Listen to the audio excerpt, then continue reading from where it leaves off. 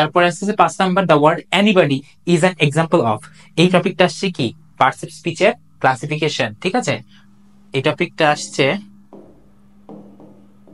Parts of speech এর প্রকারভেদ। শুধুমাত্র 8 প্রকার যে পার্টস অফ স্পিচ আছে এটা জানলেই হবে তা না।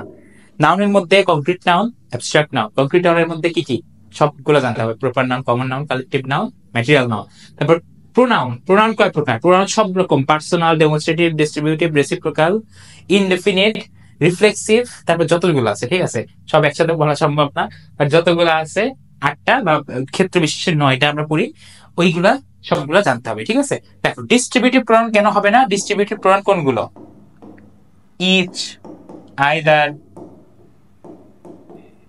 এগুলো। ঠিক আছে, এগুলো তো হবে না। রিলেটিভ প্রোনাউন কোনগুলো, রিলেটিভ প্রোনাউন হলো WH ওয়ার্ড গুলো, হু, হোয়াট, এগুলো যেগুলো দুইটা ক্লজের মাঝে বসে রিলেট করে। Distributive pronoun each, either, relative pronoun who, what, যেগুলো রিলেট করে। রেসিপ্রোকাল প্রোনাউন পৃথিবীতেই আছে দুইটা, সেটা হলো each other, one another, each other, one another.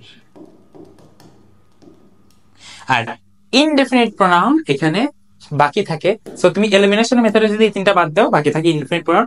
এখানে কি কি আছে বলতো, অ্যানি বা সাম বা নো, প্লাস